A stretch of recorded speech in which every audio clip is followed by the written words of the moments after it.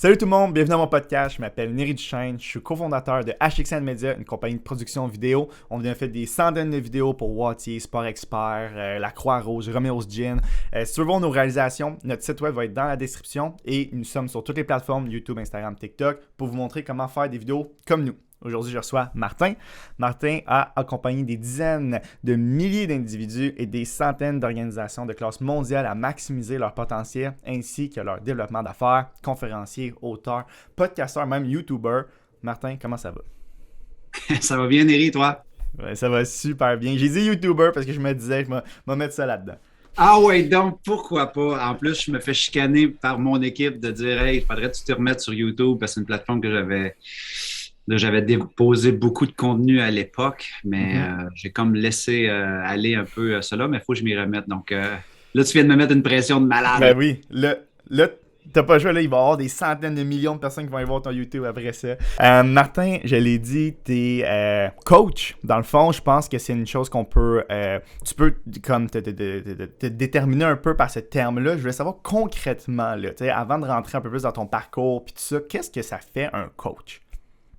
Ben écoute, un coach, d'abord, avant tout, ça va prendre une personne qui a un objectif, qui a une intention de réalisation et de voir un peu comment on peut partir de où est-ce qu'elle est avec ses croyances limitantes, ses peurs, son anxiété, ses angles morts, des fois qu'elle ne voit pas parce qu'elle est tellement proche de l'arbre. Donc, par exemple, dans le cas d'une entreprise, des fois, ils savent qu'est-ce qu'ils veulent faire. Ils sont pas fous, là. Ces gens-là ont monté une business, ils ont grindé, ils sont arrivés à un certain niveau, mais des fois, ils vont frapper un plateau où c'est que par eux-mêmes ou par leur équipe qui les entourent, mais ils ne voient plus nécessairement comment s'y prendre, comment l'annoncer, comment eux se propulser, comment scaler ou faire croître leur business sans y laisser leur peau, parce que souvent, en tant qu'entrepreneur, on peut voir, souvent, il y a beaucoup de désarroi au niveau de la vie personnelle, au niveau de l'équilibre, de la santé mentale.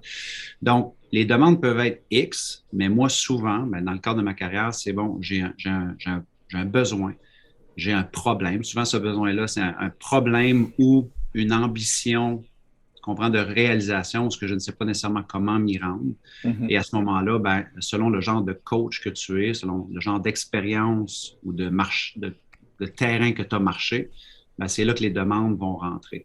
Mhm. Évidemment, ben, avec le point de départ, mais là, il y a toutes sortes d'outils qu'on peut mettre en place, toutes sortes de réflexion, de défis, de prise de conscience que la personne peut arriver à faire avec l'accompagnement du coach pour arriver, on va dire, à ses fins, ou pour arriver à son objectif, qu'il soit Mhm. personnel ou professionnel. Donc, Mhm. c'est pas de la thérapie, c'est pas du pseudo, viens, on va parler, puis on va se tenir les mains en chantant Kumbaya. Donc, souvent, souvent l'industrie du coaching peut avoir une mauvaise presse.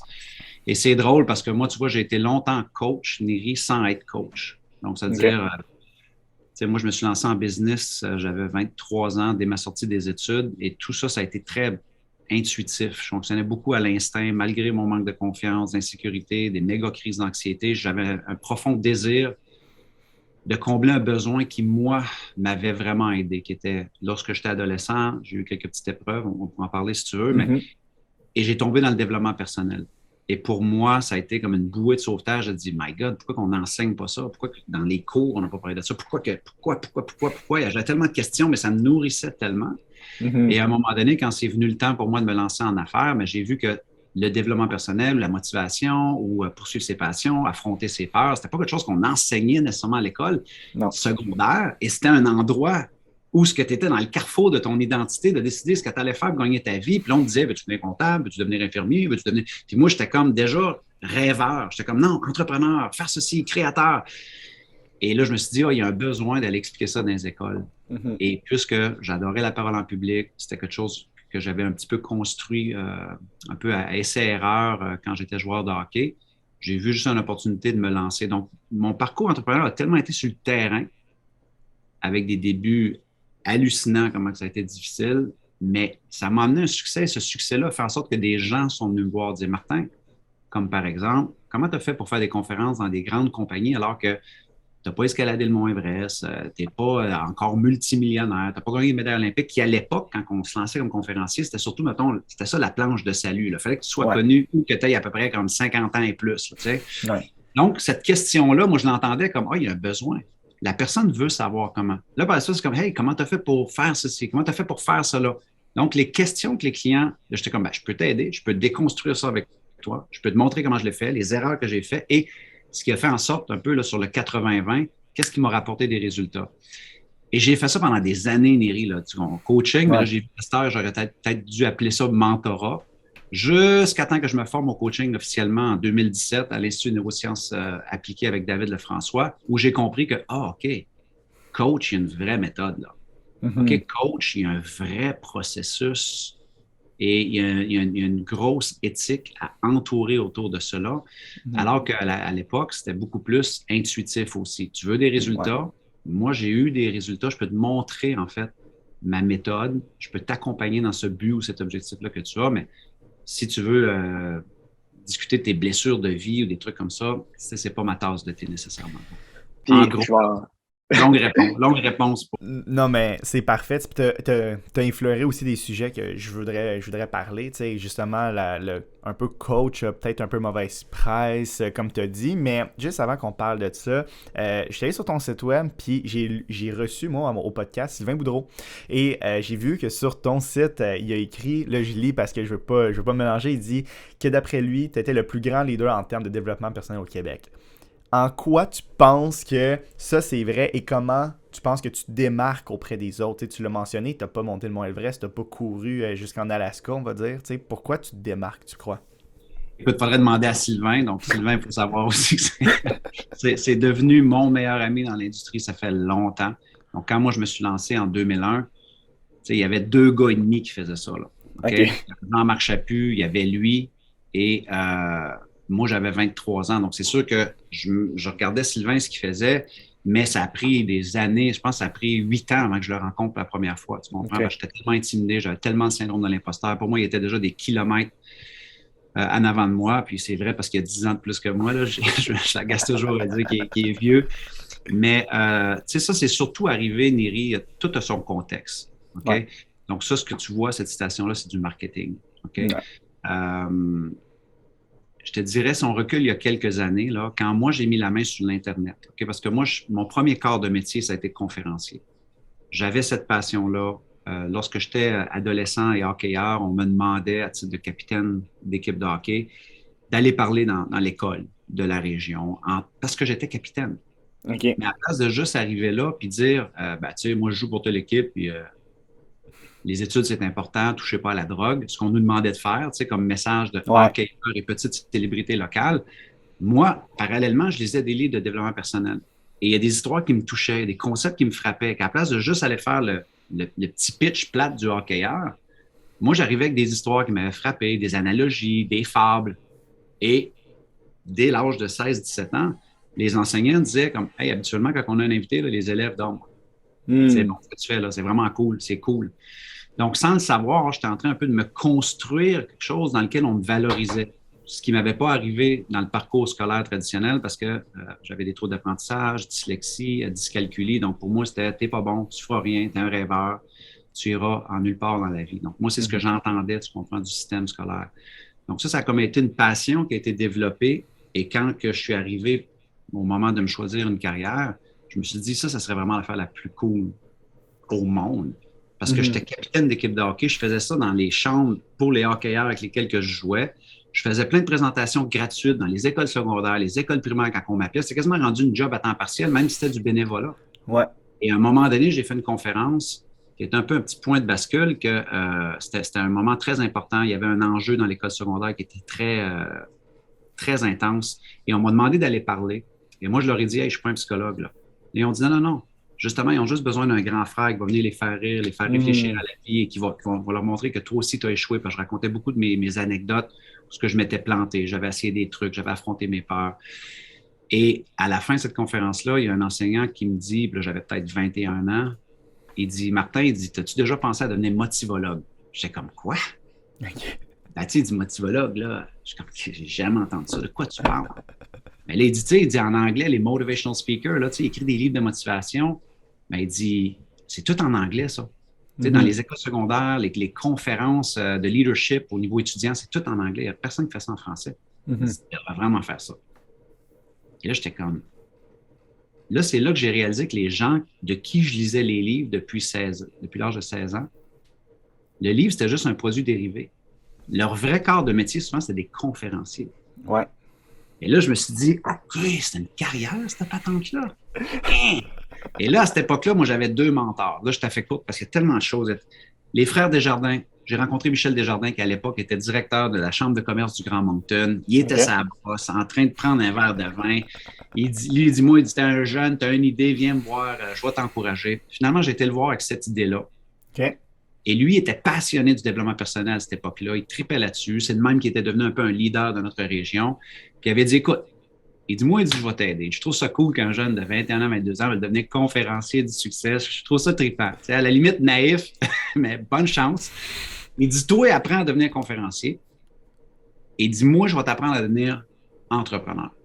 Parce qu'il Oh. dit, je suis pas mal certain que beaucoup de conférenciers sont pas si bons que ça, mais ce sont des excellents entrepreneurs, puis c'est ça qui les fait perdurer. Ils sont bons à vendre leurs produits, ils sont bons à vendre leurs services, ils sont bons à gérer leur Ouais. entreprise, ils sont bons à établir des relations, des partenariats. Mais dis-toi, ta job, c'est de devenir un bon produit, si on veut. Okay? Ouais. Répondre à un besoin, comme répondre à une vraie demande. On a fait Puis, cette entente-là. Ils se sont mis, tu comprends, à me mentorer au début quand j'ai essayé de me lancer. mhm. Mais moi, après avoir fait, mettons, 10 ans, là, je t'ai fait courte là, de conférences, puis avoir grindé, puis avoir escaladé le monde des conférences, à un moment donné, en 2010-2011, là, je faisais 150 conférences par année. Et moi, je demeure au Nouveau-Brunswick. Donc, je suis un Québécois, mais je suis au Nouveau-Brunswick. Et ce modèle d'affaires-là, de faire ma valise, prendre l'avion, voler à un endroit 150 fois par année, c'était comme je vivais le rêve, mais le rêve, c'était plus ça. J'avais Hmm. 2 enfants, j'avais ma femme à la maison, j'étais comme what the fuck. Comme genre, c'est plus ça. Et Ouais. là, j'étudiais l'Internet à ce moment-là. Je me disais, comment qu'on fait pour pivoter, transitionner son message sur le web sans perdre un peu son éthique, sa bienveillance, pas avoir l'air d'un vendeur d'automobile ou de quelqu'un qui est prêt à vendre son âme. Ce que l'on voyait beaucoup quand l'Internet est arrivé, puis la Mhm. vente sur Internet, vente par courriel, commençait à exploser, là. Et là, je me suis dit, OK, moi, j'ai besoin d'un changement pour diffuser mon message et voyager moins. Et Mhm. là, c'est là que je vais le tailler là, à la citation à Sylvain Boudreau.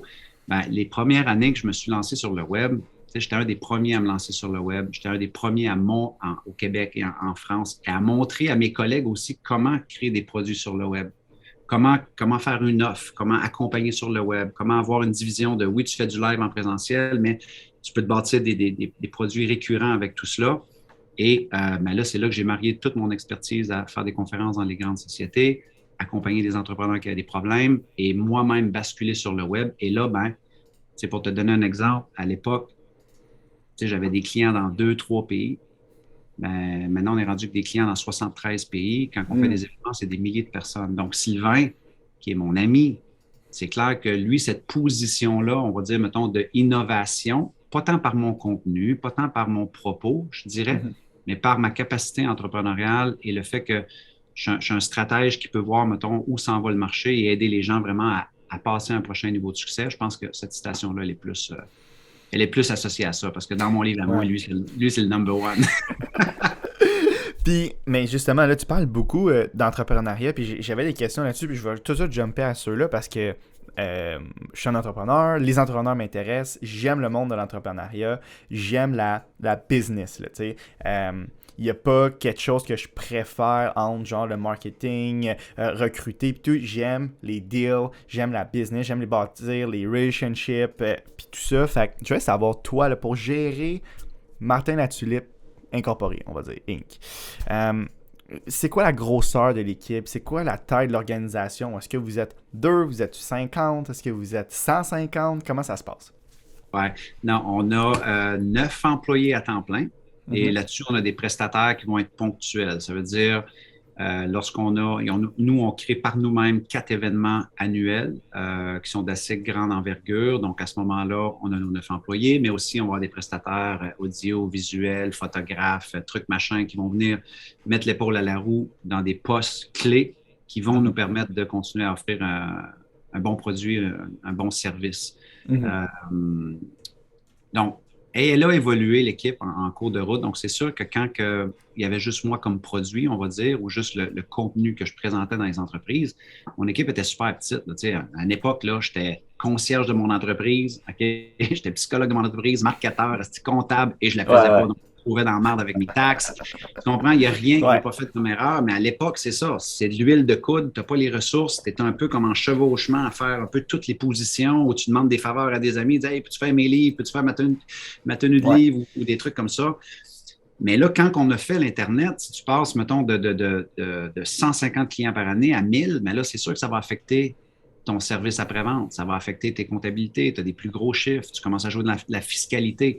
Donc, à ce Mhm. moment-là, as you scale, il faut aussi que tu scales les problématiques que tu as dans ton entreprise ou au moins comment tu fais pour ne pas te retrouver dans des pièges que tu pourrais dire, ah, j'ai eu un beau succès, mais je dois 250 000 en impôts ou je n'ai pas payé ça l'année passée et là, je le dois. Donc, elle a évolué, mon équipe. Mais en gros, là, pour ta question, si c'est juste le nombre de Ouais. personnes, 9 personnes, et elle peut monter, mettons, jusqu'à 15.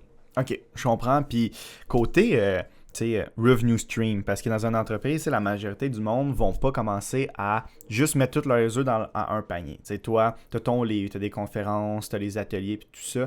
Peux-tu break down qu'est-ce que tu vends? Tu sais, pour exemple, quelqu'un qui se dit, c'est quoi le modèle d'affaires? Tu sais, c'est quoi les revenue streams? Puis est-ce que tu es capable de les classer de le plus important au moins important en coût, on va dire, tu sais, un exemple en revenu, si ça te dérange pas. Ouais, donc, encore une fois, tout ça a évolué, mais si on parle d'aujourd'hui, donc notre plus Ouais. gros revenu aujourd'hui en ordre, OK, c'est les formations en ligne. OK? Donc, c'est clair que tout ça était déjà en explosion avant le COVID. Mhm. Mais pendant la COVID, évidemment, ça a été dans la stratosphère, tu comprends? Donc, Mhm. c'était juste absolument malade. Donc, c'est encore notre produit numéro un. OK? Donc, en Mhm. termes de revenus et en termes de dépenses, ben, on a une marge, on va dire, mettons, d'à peu près, je ne sais pas, moi, 60 de profitabilité Mhm. parce qu'on crée des événements live associés aux produits virtuels. Donc, moi, Je livrer une comprends. formation que en ligne et pas aller à la rencontre de mes clients, c'est pas un modèle d'affaires qui me plaisait, même si je comprends bien de faire le maximum de profit. Pour moi, faire une dépense qui, moi, je le percevais comme un investissement pour aller à la rencontre de mes clients, vivre quelque chose de fort avec eux Ouais. autres, ça valait l'investissement. Mhm. Par la suite, tout ce qui est le coaching, le mentorat. Donc, moi, j'ai la chance d'accompagner des entrepreneurs qui sont. Parce que la formation en ligne, c'est plus pour les entrepreneurs débutants et intermédiaires. OK? OK. Et par la suite, tous les gens qui se disent OK, moi, j'en veux plus, j'ai besoin d'accessibilité, j'ai besoin de louer ton cerveau, ton marketing, ton expérience par rapport à tout ce que tu as accompli sur le web et au niveau entrepreneurial, ben, à ce moment-là, ben, j'ai la chance d'accompagner des entrepreneurs qui viennent pour un peu ces opérations-là chirurgicales. OK? Ouais. Je veux le faire, mais j'ai peur de ceci, j'ai peur de cela, ou je ne sais pas comment faire ceci, ou je ne sais pas comment faire cela. Donc, on unpack toutes leurs problématiques et après ça, ben, on enligne la stratégie. Donc, à ce niveau-là, plus stratège entrepreneurial, surtout des entrepreneurs web. Ouais. Et ça, c'est notre deuxième plus grosse source de revenus, Ouais. très profitable aussi. Et la troisième, c'est les conférences. OK? Donc, mais il y a une époque pas si lointaine que conférence était numéro un. Tu Ouais. comprends? Donc, moi, j'ai voulu que le modèle évolue parce que c'était plus ça pour moi. Mhm. Mais je fais encore des conférences, c'est juste que je suis plus sélectif. Comme j'aime beaucoup aller faire des conférences, mais prendre l'avion pour me rendre à cette Mhm. île, aux îles de la Madeleine, je les adore, là, je vous adore cette Ouais. île, j'adore les îles de la Madeleine. C'est juste que pour mon temps entrepreneurial, où est-ce que je fais mon 80-20, Ouais. il faut que je sois aussi conscient de où devrait être mon énergie et mes efforts pour être le plus rentable pour mon entreprise. Puis, est-ce que les formations en ligne que tu parles, est-ce que c'est à chaque fois c'est toi qu'il faut les donner? Parce que j'ai vu qu'il y a différentes personnes qui vendent quand ils vendent des formations en ligne. Soit qu'à chaque fois, ils se présentent, ils se connectent à un Zoom, puis ils parlent, ou ils l'enregistrent au complet, puis après ça, ils la vendent un peu plus comme un produit. Ouais. Moi, j'ai toujours fonctionné en hybride. Donc, c'est sûr que le gros de la formation est préenregistré, mais on la met toujours à jour, Ouais. maximum aux 2 ans. Donc, tu vois, j'entame une refonte là, de l'Académie Zéro Limite en octobre. Ça va être notre cinquième refonte en 11 ans. OK. Donc, on la tient à jour parce que les choses évoluent, les choses changent.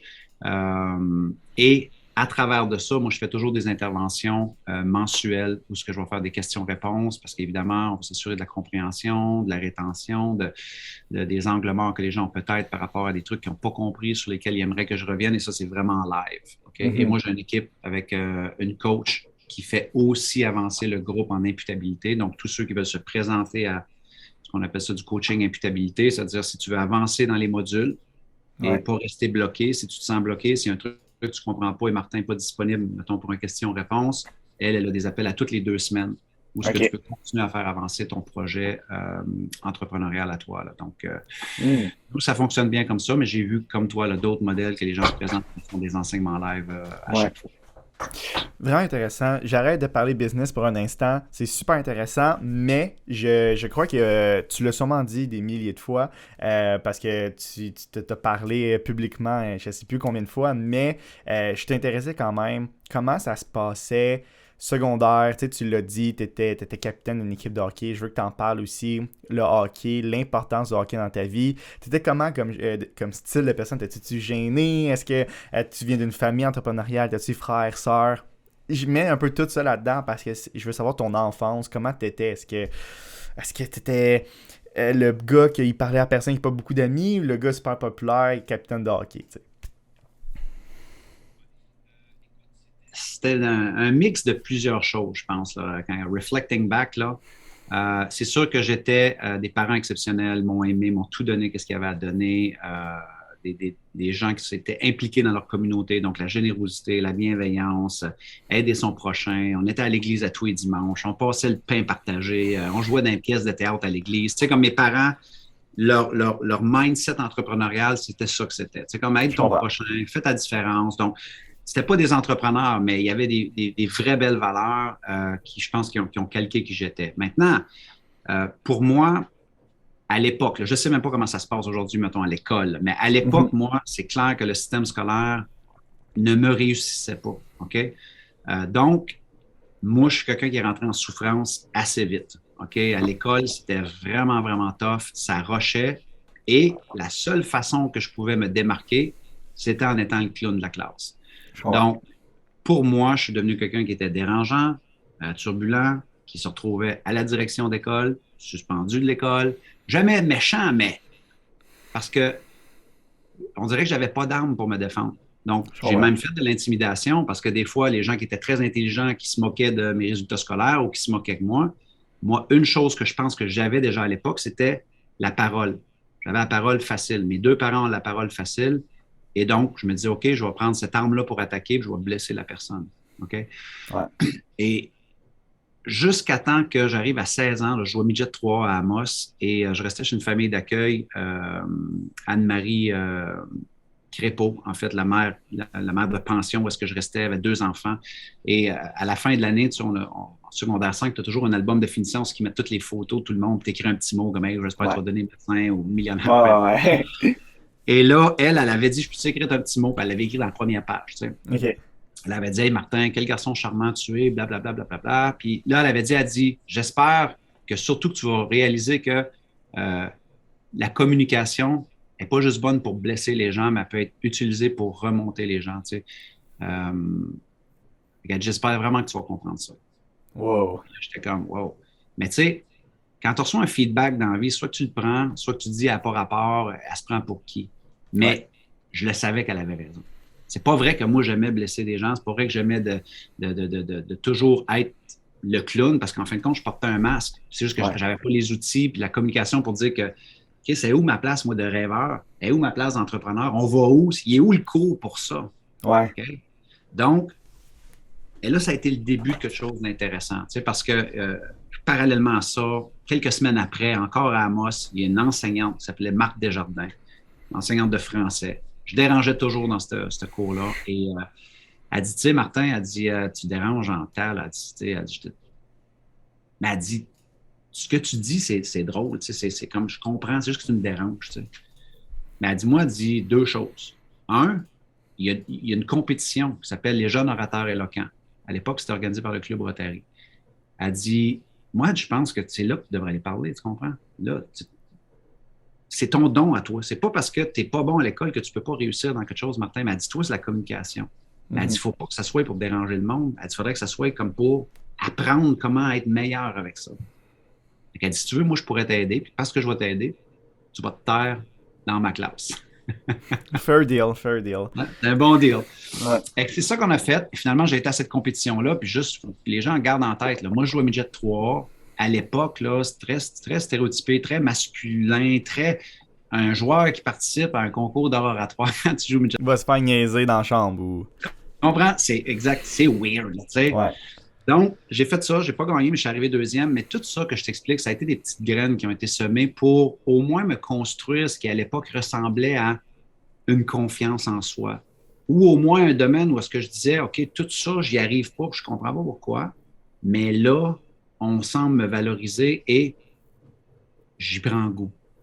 Et là, le développement personnel est arrivé dans ma vie et tout ça a été mis en place. Mais sinon, tu sais, j'ai quand même pendant longtemps, le Neri, traîné un fond énorme, tu comprends, de manque d'estime, de manque de confiance, qui m'amenait à faire des méga crises d'anxiété quand je me suis lancé en affaires parce que dans ma tête, j'avais encore l'identité de ce petit gars-là qui n'est pas assez, de ce petit gars-là qui ne fera rien dans la vie. Donc, c'était très difficile d'avancer vers un rêve et un désir entrepreneurial avec un tiraillement intérieur comme ça. Donc, c'est sûr, aujourd'hui, les gens me regardent, vont dire comme, ah, ouais, Martin, ouais, mais toi, tu sais, c'est facile, t'es confiant. Ouais, minute, papillon. Là.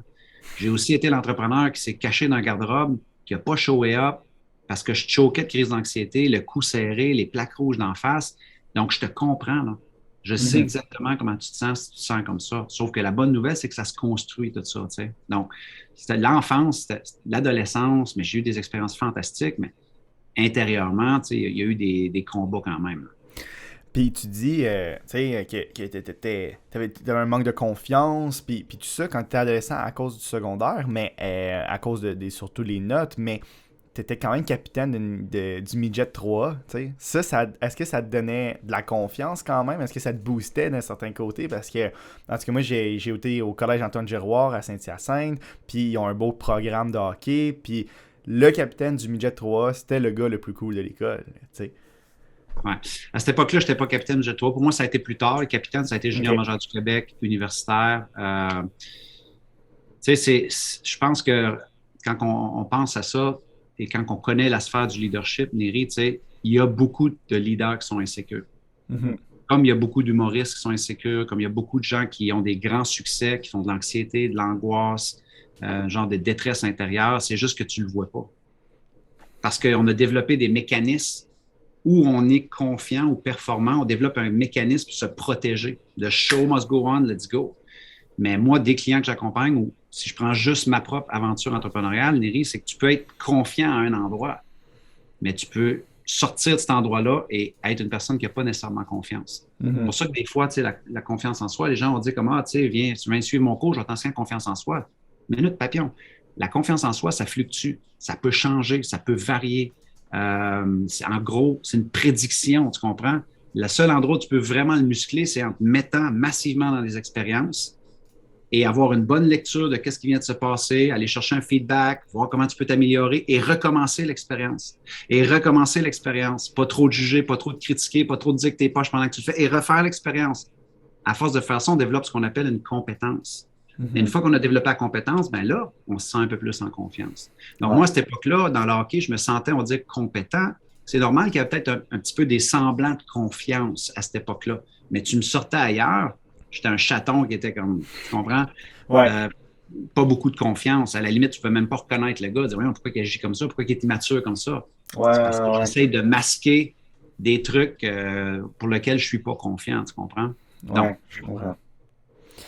Puis tu dis que tu as vécu des choses comme des grosses crises d'anxiété, un peu même des crises de panique dans le garde-robe. T'as-tu un moment que tu peux nous raconter que tu t'es dit hey, là, ça allait vraiment pas bien? Exemple, moi je sais que quand je suis rentré au cégep, je capotais, j'aimais tellement pas ça, je suis comme même style que toi, l'école, j'avais un peu plus de difficultés, puis j'aimais vraiment pas ça, puis je pleurais à chaque fois avant d'aller au cégep parce que j'étais piqué. Je sais que ce moment-là de ma vie, c'était un des pires, tu sais. T'as-tu un moment comme ça que tu te dis, ça là, c'était l'enfer? Ouais, j'en ai plein, man. J'en ai tellement, comme genre, on pourra en parler jusqu'à la semaine prochaine. Okay. Ouais. Je veux dire, que ce soit des moments, on va y aller en crescendo, là, tu sais, que ce soit des moments au début de ma carrière. Là. Imagine, moi, je me lance, je fais des conférences dans les écoles secondaires. OK? je suis à perte à chaque fois que je vais faire une conférence. Mhm. OK? Ça m'est arrivé à des soirs de coucher dans mon auto. Et le matin, quand le concierge arrivait, je disais comme, hey, peux-tu m'ouvrir le gymnase? J'aimerais juste prendre une petite douche avant la conférence. Je suis conférencier à 9 heures. Salut. OK? Et donc, et pendant ce temps-là, moi, à cette époque-là, parce que je n'avais pas appris à gérer mon anxiété, mon stress et les revers, parce que là, juste une petite mention psychologique, on va dire, là, moi, j'ai été coucouné dans un écosystème qu'on appelle une chambre de hockey.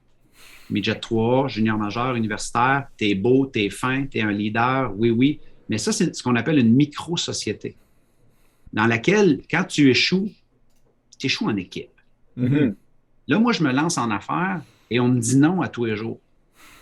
Ben moi, je n'ai pas appris nécessairement à gérer ça, là, puis je le gère très mal, OK? Parce que ça me replogue à ma blessure de tes passés. Mhm. Donc, moi, je me mets à manger comme un ours. OK. Donc, les 2 premières années entrepreneuriales, OK, je pars de 202 livres jusqu'à 262 livres. Je couche dans mon auto à l'occasion, mes billes d'électricité sont déconnectés, mes billes de téléphone sont déconnectés, et moi, je m'en fais des conférences sur, on parlait de succès, les enfants. L'incohérence, Néry, là, elle est next level, elle est extrêmement difficile à gérer, mais en même temps, c'est un apprentissage. Pourquoi? Parce que ce que moi, en tout cas, j'ai découvert, c'est qu'à un moment donné, comment tu veux être dans ta cohérence si tu ne vas pas sur les edges de ton incohérence? De sortir ton mauvais produit, de sortir ta mauvaise conférence, de marcher ces émotions-là. À ce moment-là, mon but, c'est peut-être pas de faire de l'argent avec des conférences tout de suite, mais d'apprendre à, peux-tu gérer le terrain, Martin? Peux-tu gérer les hauts, les bas, la difficulté? Peux-tu arrêter de mettre tellement d'importance sur ce que les autres vont penser? Peux-tu arrêter de mettre moins d'importance sur les revers, les non, les refus? Et moi, j'étais au gym à cette époque-là de ça. Donc ça, c'était une période qui était difficile, par exemple, mais ce que j'en ressors, c'est que je suis content d'avoir marché ce terrain-là. Tu sais, dans un monde où on prône tellement l'authenticité, oui, je suis d'accord, mais en même temps, en prônant tellement l'authenticité puis la cohérence, on s'accorde peut-être plus le droit à l'imperfection. Ouais. On vit plus dans une société où on ose, où on prend des risques, où on veut prendre la parole, exprimer des opinions.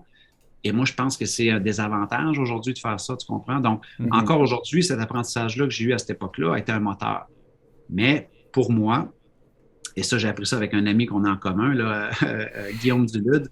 Moi, à cette époque-là, je faisais beaucoup de l'anxiété hiérarchique. Okay? OK. Donc, ça veut dire qu'à chaque fois que j'étais avec une personne qui avait plus de succès, ben, automatiquement, je me sens. C'est comme si le succès de l'autre, Ça t'intimide.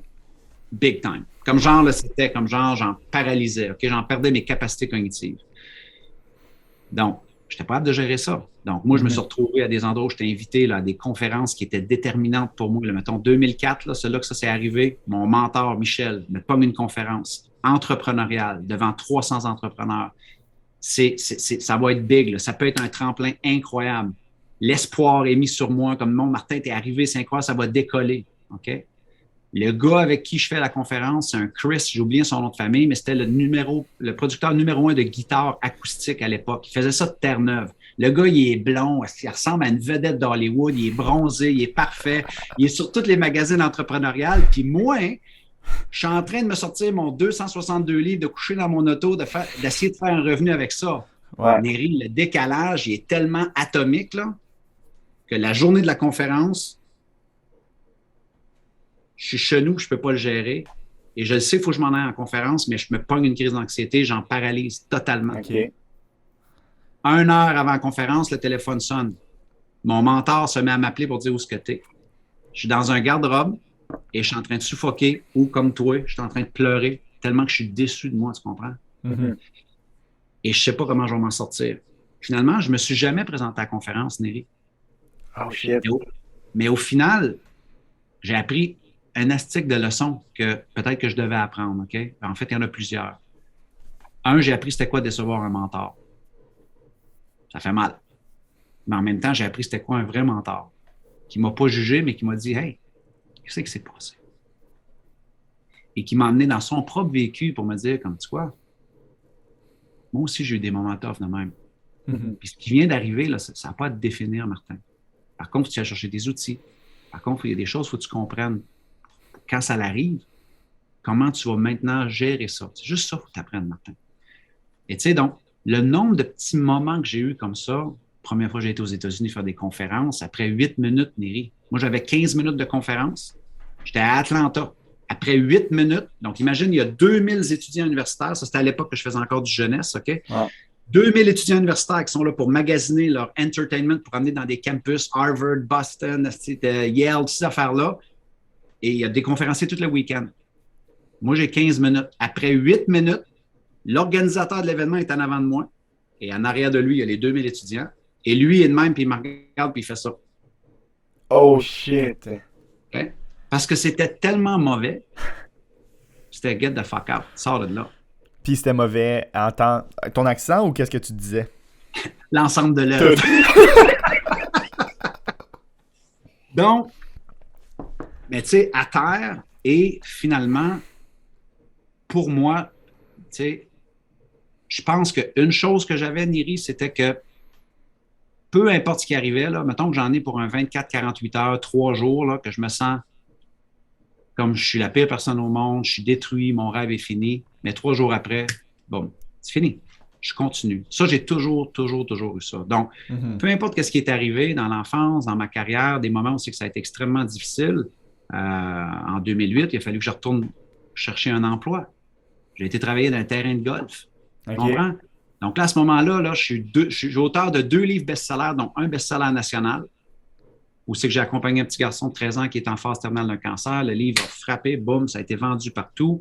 On a fait tous les médias. À cette époque-là, ça fait déjà, mettons, 3 ans que je fais des compagnies massivement, puis je suis appelé, puis comme genre, je suis la saveur du moment dans les sociétés et les associations. Mais j'ai mal joué mes cartes, je gère mal mon entreprise, j'ai investi à la bourse, à l'immobilier, je connais rien là-dedans. Mais je pense que je peux déjouer la bourse, je pense que je peux déjouer tout l'immobilier. Je me prends pour Donald Trump. La récession pogne. J'ai toutes mes œufs dans le même panier et on vient de bâtir la maison de nos rêves ici. Ma femme est enceinte de notre 2e enfant. J'ai plus aucun revenu pour des mois à venir. Plus de conférences. Tout le monde annule leurs conférences. Tout le monde annule tout. Fait quoi? Je m'en vais travailler. Je me dis, il faut que je passe l'été. Je m'en vais travailler dans un terrain de golf. Mais imagine-toi, là. Ça fait à cette époque-là, ça faisait comme déjà plusieurs années que j'écrivais des chroniques sur le succès dans ma région, dans le journal provincial. J'étais connu comme ça, puis ainsi de suite. Puis il y a des gens qui avaient un regard un peu hautain par rapport à ce que je faisais. Comme, c'est ce qu'il fait, lui, là. Il y en a toujours eu, puis c'est correct. Mais là, imagine que je me retrouve à laver des voiturettes de golf puis à opérer un terrain de golf. Je te garantis que c'était une tornade émotionnelle. C'était extrêmement difficile à gérer. Mais en même temps, encore là, je me dis, gars, voici l'expérience que je suis en train de faire.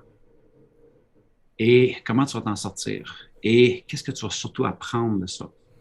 Et ça a été, encore une fois, une pilule vraiment tough à avaler quand c'est arrivé, mais en septembre, quand les conférences ont recommencé, je suis comme, hey, comment je fais pour plus que ça arrive, tout ça? Mieux, devenir un meilleur entrepreneur. Donc, à cette époque-là, j'étais plus un entrepreneur qui s'occupait de mon marketing, de la livraison de mon produit, mais je ne m'occupais pas nécessairement de mes finances. Je disais toujours, moi, la comptabilité, ça ne m'intéresse pas. Moi, les chiffres, ça ne m'intéresse pas. Mais ouais, mais j'étais juste 66% président de mon entreprise.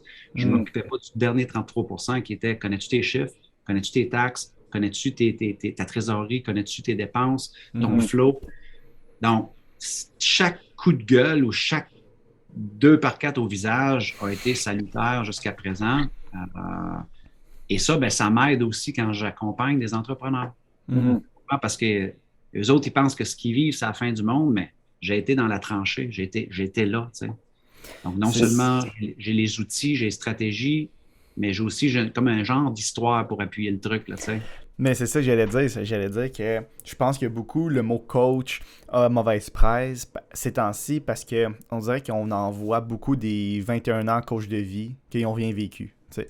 Puis je me demandais, toi, là tu l'as super bien expliqué, mais moi, exemple, personnellement, si je me dis, je vais aller chercher quelqu'un qui va me coacher, c'est soit quelqu'un qui a vécu des choses que moi, je me dis, OK, oui, ça va être utile pour moi, ou qui a eu des études. C'est comme les deux bases, études ou terrain. Mais quand il n'y a aucune de ces 2 choses-là, je peux comprendre pourquoi des fois, ça a la mauvaise presse. Toi, est-ce que pour toi, le boom de, on va se le dire un peu, tout le monde veut être Tony Robbins, on dirait, est-ce que pour toi, c'est bon ou c'est pas bon, ce phénomène-là? Puis qu'est-ce que tu en penses?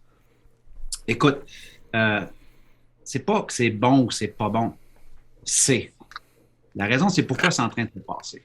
OK? C'est-à-dire, soit une perte de sens au niveau de la société, les gens sont insatisfaits au niveau professionnel, sont à la recherche d'une carrière valorisante, passionnante, changement des modèles d'affaires, hey, je peux gagner ma vie à partir de chez moi. Donc, il y a des explosions là, de plusieurs concepts qui n'existaient pas. OK? Maintenant, comme dans n'importe quoi, il y a toujours un spectrum. Tu sais, comme tu as dit, OK, tu as les coachs qui ont marché le terrain, ils ont les expériences, ils ont les échecs, ils ont le succès, ils ont le savoir-faire, le savoir-être, fantastique. Tu en as d'autres qui ont des études, OK, donc il y a une vraie méthodologie, une vraie compréhension un peu de l'humain ou Ouais. du monde des affaires, dépendamment du genre de coaching que tu fais, OK? Et là, par la suite, ben, tu as les coachs qu'on va appeler, mettons, à la mode ou saveur du mois ou quoi que ce soit. Et encore une fois, ça l'arrive. Moi, je ne suis pas là pour juger, tu comprends, que c'est bon ou pas bon, mais c'est sûr que mon opinion serait que j'ai vu moi aussi des gens sur TikTok qui ont 16 ans et sont coachs en relation de couple. OK. Donc, j'ose espérer qu'ils coachent peut-être des personnes de 12 ans, de 13 ans, qui leur disent des trucs qui sont quand même assez de base, plus comme genre un ami, mais ils ont décidé de mettre l'étiquette de coach là-dessus. Ils ne devraient peut-être pas faire ça, OK?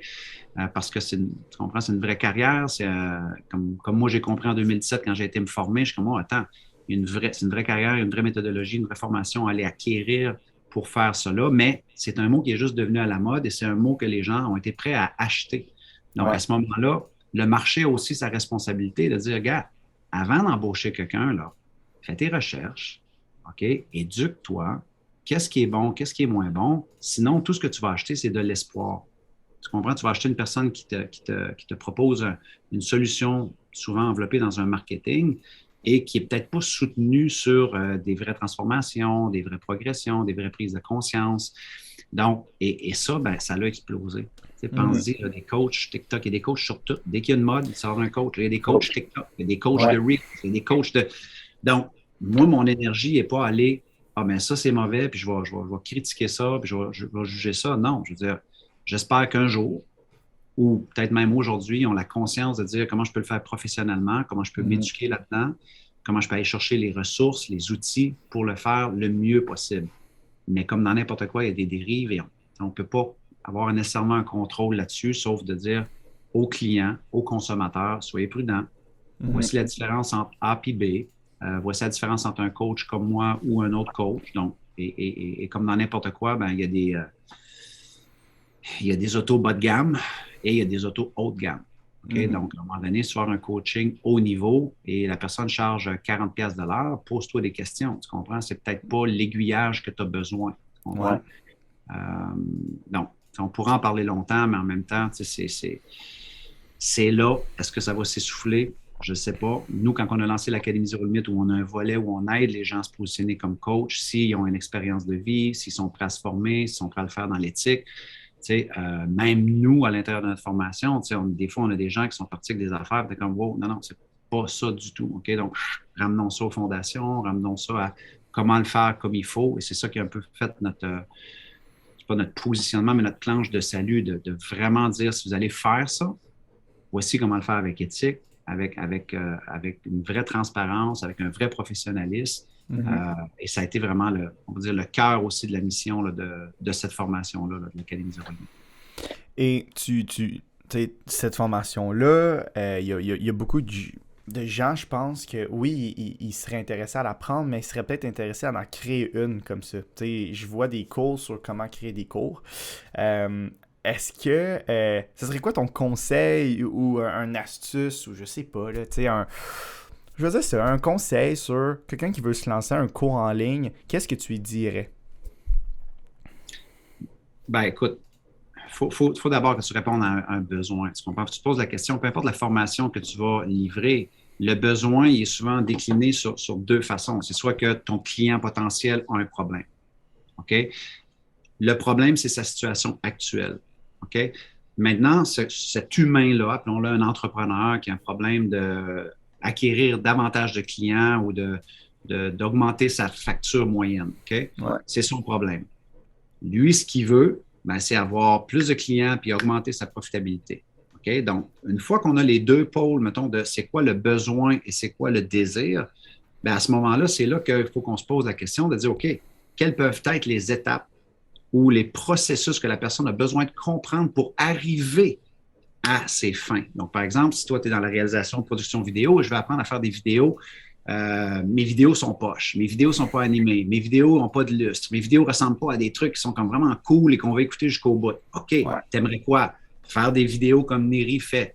OK, peux-tu me teacher ton procédé? Peux-tu me teacher un peu de ta recette pour que je me rapproche de quelque chose de plus concret pour lequel je vais être fier et ça devient mon résultat ou ma transformation? Ben, ici, on a une formation en ligne. Donc, évidemment, on a la table des matières ou les modules. Il y a toutes sortes de choses qu'on peut penser. Donc, évidemment, comment réussir la formation, le genre d'attitude pour faire la formation. Donc, il y a toutes sortes de choses qu'on veut mettre dans une formation autre que le contenu pour que les personnes aient de l'assiduité, pour que les personnes aiment de suivre la formation. Donc, il y a la pédagogie, mais il y a aussi l'andragogie. Donc, on n'enseigne pas à des adultes comme on enseigne à des enfants. Donc, il faut que ça soit du concret rapidement, mais en gros, ben, une personne qui aimerait de développer une formation en ligne, est-ce que tu réponds à un besoin qui est soit un problème ou soit une forte aspiration? Et c'est quoi la transformation? C'est quoi la situation idéale que l'on vise ici? Okay? Et entre les deux, combien de choses concrètement et spécifiquement doivent être comprises, testées, incarnées, maîtrisées pour qu'une personne arrive à produire ses premières vidéos comme Neri est capable de le faire. Donc, peut-être faudra que tu enseignes les outils, ceux qui coûtent moins cher. S'il veut payer un petit peu plus, peut-être faudra que tu montes un petit logiciel non payant puis un plus payant.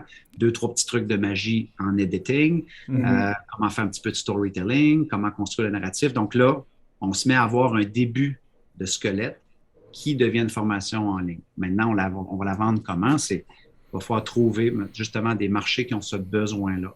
De dire, hey, imagine qu'on était une compagnie, il y aurait des belles vidéos comme ça pour vendre nos produits, pour vendre nos services, pour proposer, pour raconter l'histoire de nos clients. Ouais. Imagine à quoi ça ressemblerait. Ouais, mais nos vidéos sont poches.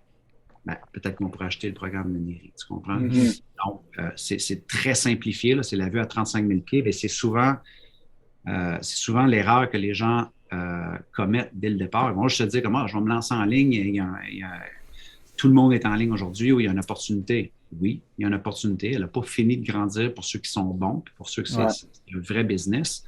Mais il faut quand même que, comme dans n'importe quel entrepreneuriat, je réponds à quel besoin ou quel service que je trouve moi, je peux faire mieux. Je peux l'ajuster, je peux y amener mon unicité et me différencier de la compétition qui existe présentement. Là, on commence à avoir un semblant là, de quelque chose qui pourrait être vendu au moins. Puis, tu as parlé au début de YouTube que tu avais arrêté un peu de poster du contenu. Quel est l'impact des réseaux sociaux pour toi? Est-ce que pour toi, c'est un gros cheval de bataille que tu dis, moi, la majorité de mes clients viennent des réseaux sociaux ou c'est comme un à côté? Comment ça se passe? Quoi l'impact? Non, c'est malade. C'est juste malade. Comme genre, pour nous, le meilleur chiffre que je peux te donner, Neri, je vais t'en donner 2, OK? Mettons, on peut se laisser un podcast, tu parles à des entrepreneurs, là, tu sais. Ouais. Donc, moi, j'étais en affaires, je faisais affaires, j'avais des clients dans 3 pays. OK? Quand j'ai commencé à faire du contenu sur les médias sociaux, OK? Ce qu'on va appeler là, les réseaux sociaux, imagine que c'est des rivières. Ouais. Imagine que Facebook, YouTube, TikTok, peu importe, c'est des rivières. Et le plus de rivières qui arrivent à ton cours d'eau, bien, le plus qui est nourri ton cours d'eau, OK? Et nous autres, je veux dire, le monde qui se sont mis à écouter nos vidéos, moi, je ne connais pas personne en Afrique, là. Je ne connais personne en Tunisie, je ne connais personne en Guadeloupe, je ne connais personne à l'île de la Réunion, je ne connais personne, mais maintenant, quand on va à Paris, on a 2000 personnes dans la salle, les gens viennent de tout partout. Tu comprends?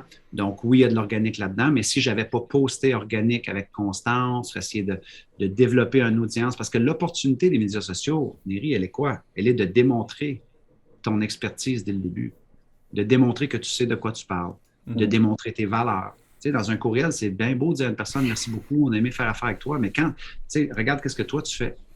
Toi, tu es un gars qui produit des vidéos.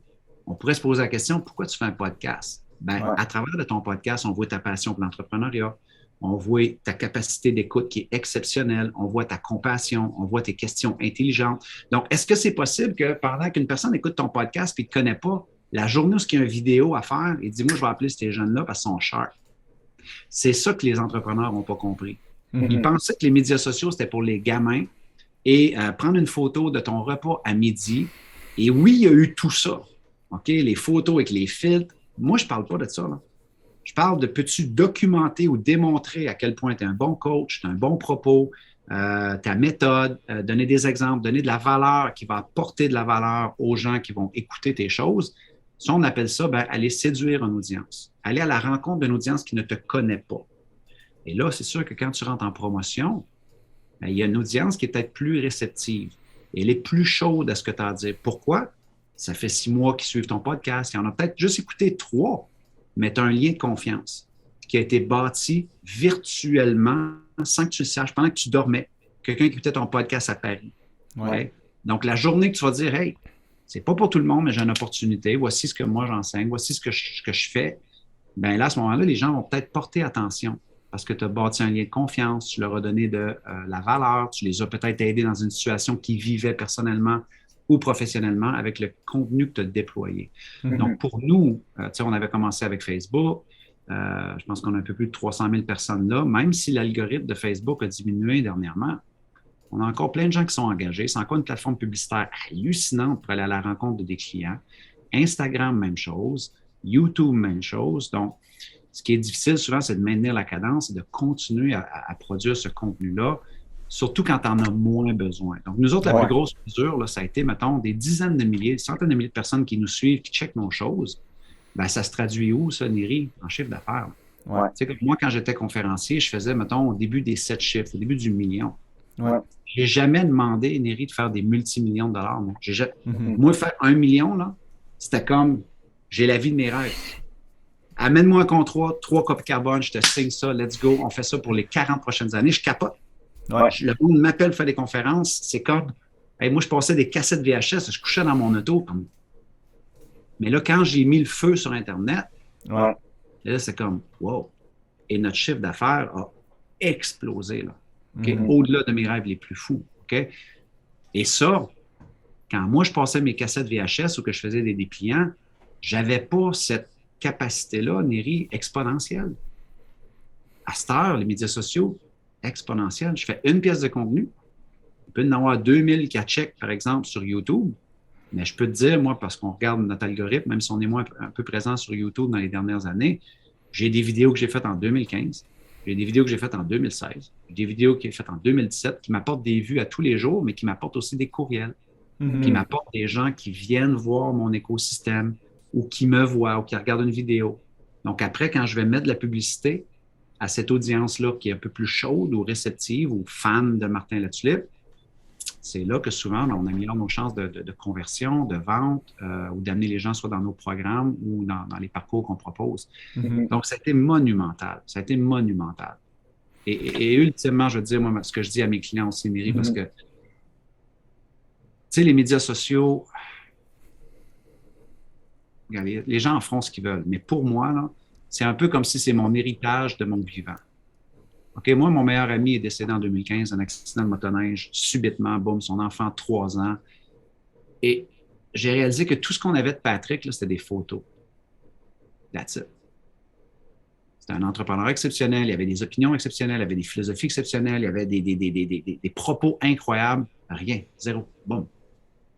Et moi, quand j'ai vu ça, je me suis dit, hey, et si mes médias sociaux, là, en quelque part, là, c'est un peu l'ensemble de tout ce que je voudrais aussi dire à mes enfants. Et que si jamais il y a de quoi qui arrive, que je meurs, là, gars, t'ennuies de papa, va peser supplé. C'était pas parfait, mais c'est ce que je pensais. Telle affaire, c'est ce que je pense. Tel enjeu, c'est qu'est-ce que je pense. Tel défi, t'as de la misère présentement, gars, papa a déjà vécu ça, je vais te le raconter. T'sais. Peu importe, pour moi, là, c'est attacher un sens. Parce que tu vois, ça peut faire pas de sens, les médias sociaux. Ouais. Pourquoi ça? Moi, attacher un sens à ce que moi je fais, c'est un moteur de motivation qui est hallucinant. Et la journée que j'ai fait ça, là, c'est comme venu marier un peu, gars, c'est un véhicule, c'est un nouveau véhicule, c'est exponentiel. C'est là, il faut que je l'utilise bien maintenant. Mais c'est aussi pour moi quelque chose qui fait beaucoup de sens. C'est-à-dire, hey, c'est là, ça va rester peut-être, oui, non, mais c'est un peu comme une grosse librairie de mon héritage à mes enfants, tu comprends? Ouais. Puis, en parlant de réseaux sociaux, un des grands des réseaux sociaux, Gary Vaynerchuk, j'ai vu que tu as eu la chance de faire une conférence, tu as partagé un peu le stage, puis tu l'as interviewé tout de suite après, ou avant. Pour toi, ça voulait dire quoi, ce moment-là? Tu sais, de rencontrer Gary Vee, de pouvoir y parler, il était comment? Comment tu as vécu ça?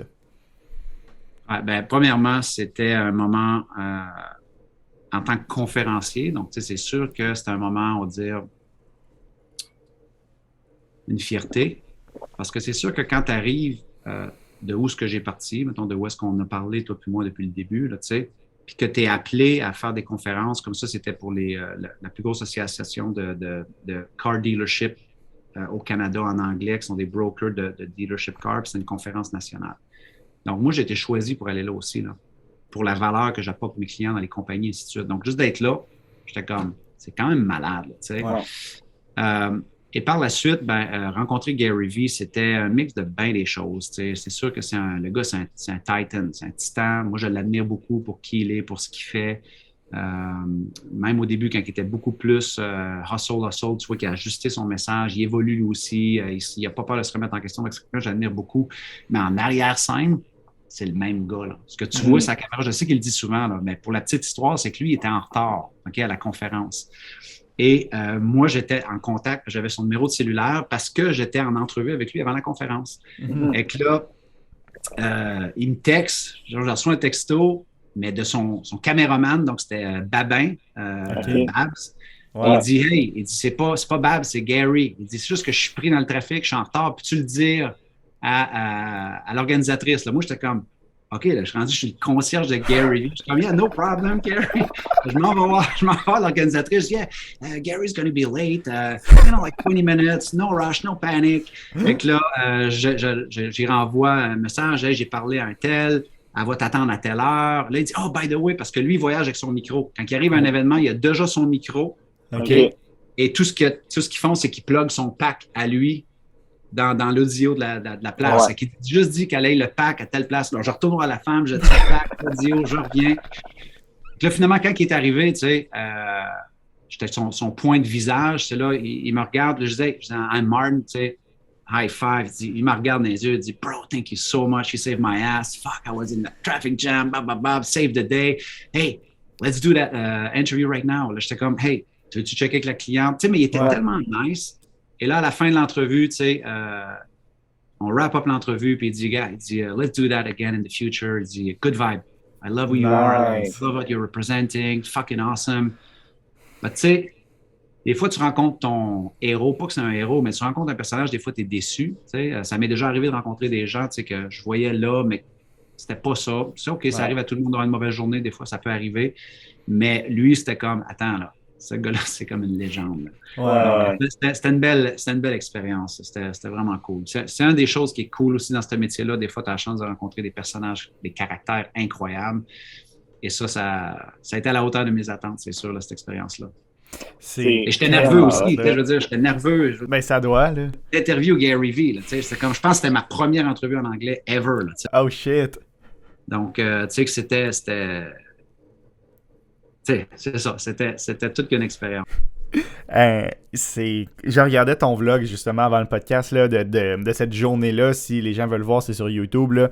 J'avais un stress, puis c'était même pas moi. J'étais juste, quand je me mettais dans ta peau, puis j'étais comme, oh my god, genre si moi j'avais été dans cette, je serais tellement stressé puis tout, mais ça avait l'air d'être tellement hot. J'ai une dernière question avant de passer à une petite dernière section que je pose à toutes mes invités, un peu plus interactif. Dans la dernière question, c'est quel contrat ou gig ou mandat que tu as eu, que tu as fait, ça c'est mon top. Genre, c'est mon préféré ou le plus lucratif ou le plus le fun.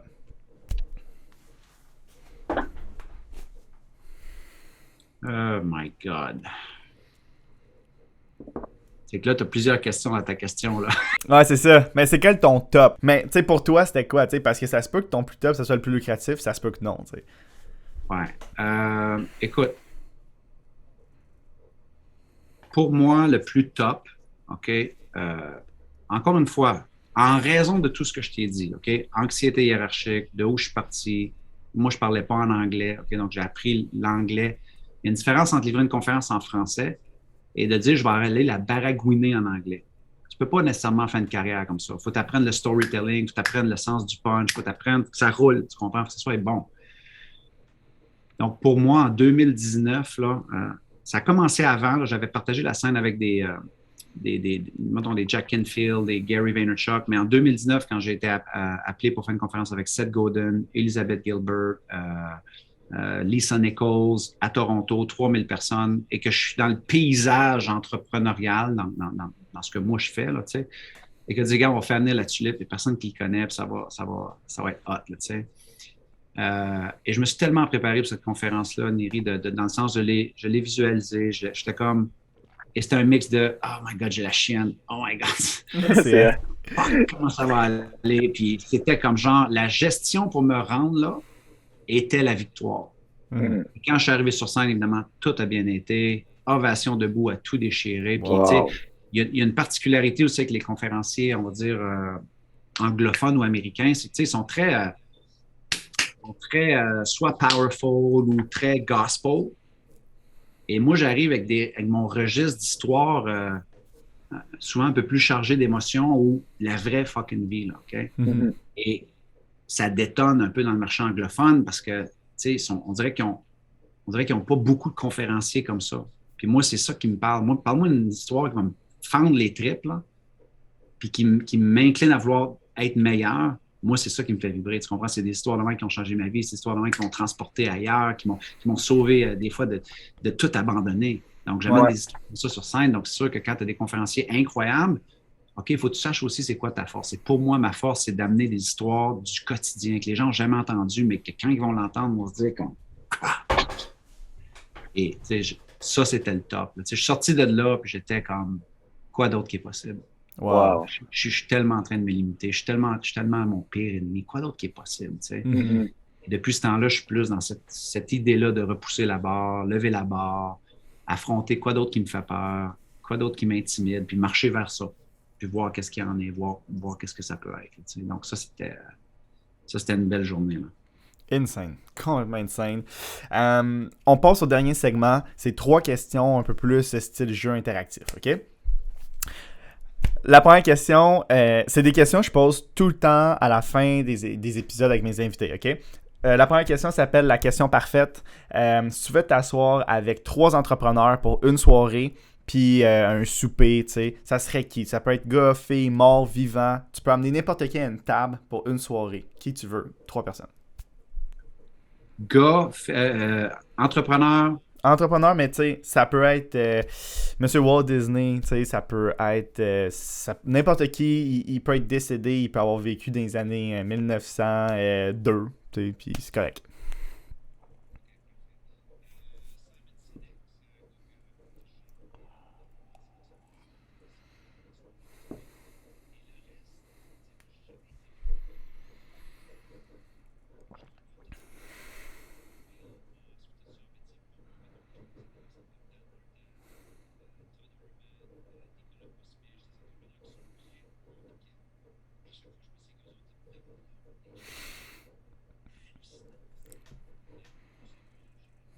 Nice.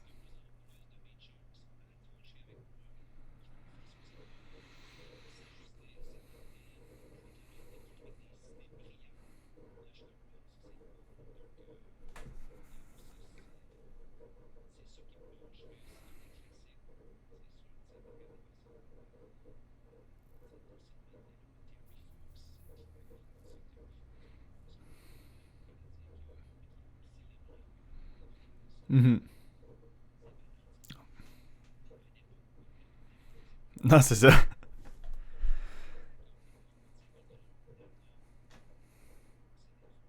Mm-hmm.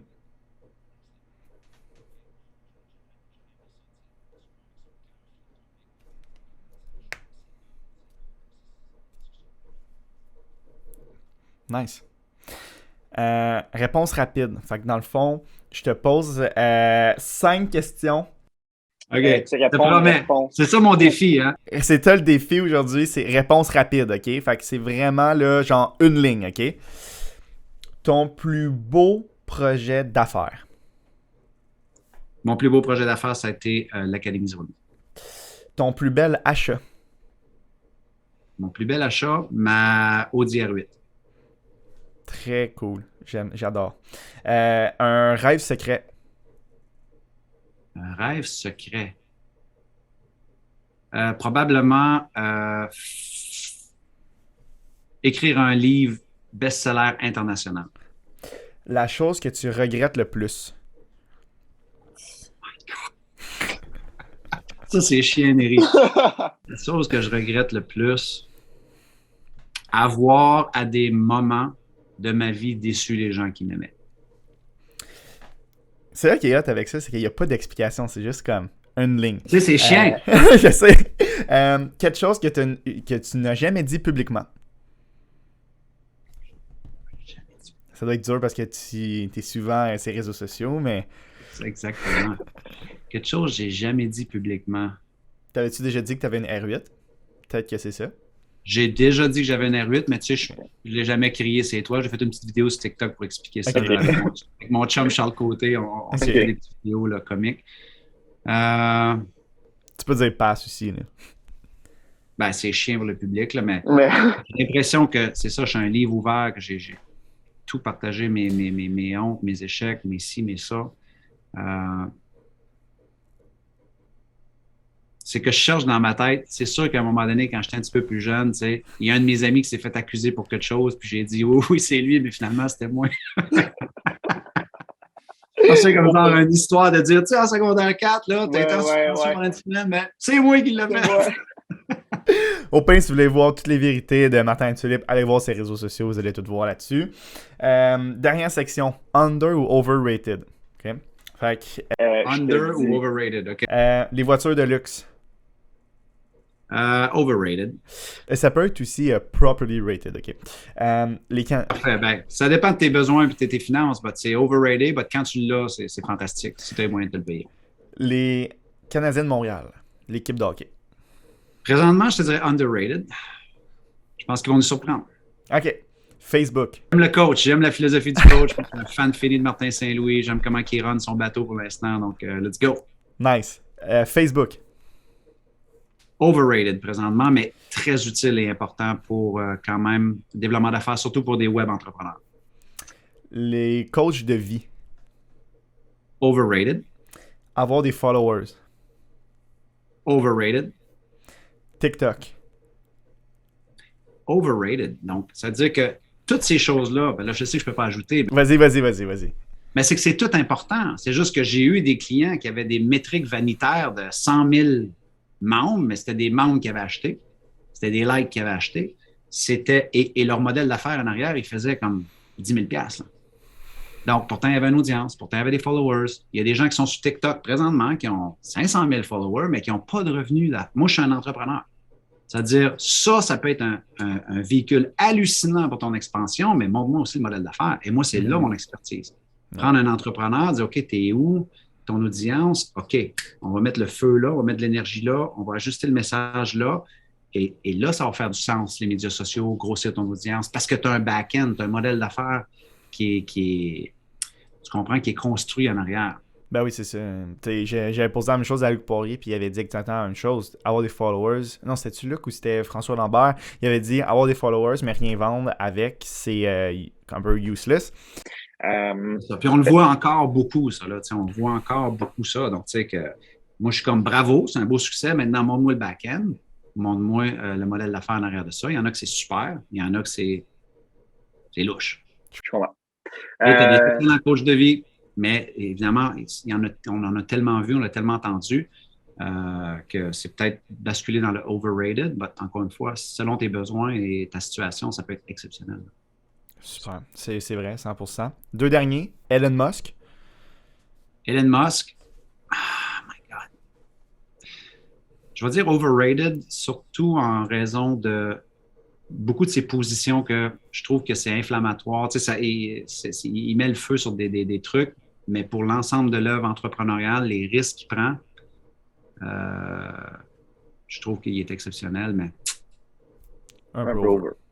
Ben, en tout cas, c'est aussi au niveau de ses valeurs humaines, au niveau de sa vie personnelle. C'est juste, il est exceptionnel, là. C'est juste, c'est pas mon genre d'entrepreneur qui me fait vibrer. Je comprends. Le dernier, les conférences. Moi, je dirais underrated et parce que j'ai des conférences qui ont changé ma vie. Tu comprends? J'ai été assis dans des salles où je sais que ça a été des déclics, des inspirations, des trucs que j'avais besoin d'entendre à ce moment-là. Et on oublie que les conférences, c'est de l'art oratoire. Donc, quelqu'un qui fait bien ça, c'est un artiste. Mhm. C'est à la limite un peu comme entendre quelqu'un qui joue un violon, une pièce de théâtre, puis ça va t'émouvoir, ça touche, ça te fait réfléchir à des trucs. Un art oratoire, une conférence qui est bien faite, underrated. Les mots peuvent changer, tu comprends? Ils peuvent te transformer, peuvent t'amener ailleurs. Mhm. Et ça, je le crois beaucoup. Là, Super, man. Moi, merci d'avoir pris le temps de me parler ce matin. J'essaie de mettre un lien pour la personne. Qu'est-ce que tu veux que je mette? Qu'est-ce que tu veux plugger? Ben, écoute, martinlatulippe.com, tous les chemins mènent à Rome. Si vous allez sur les médias sociaux, la plateforme de votre choix. Mais sinon, mon site internet, là, vous pouvez me retrouver au martinlatulippe.com. Super, ben merci vraiment beaucoup, Martin, d'avoir pris le temps. Je te souhaite tout le succès du monde encore pour des années, des années, des années. Merci encore, puis on se reparle très bientôt. Merci beaucoup. C'est vraiment super. Bon succès à toi. Merci.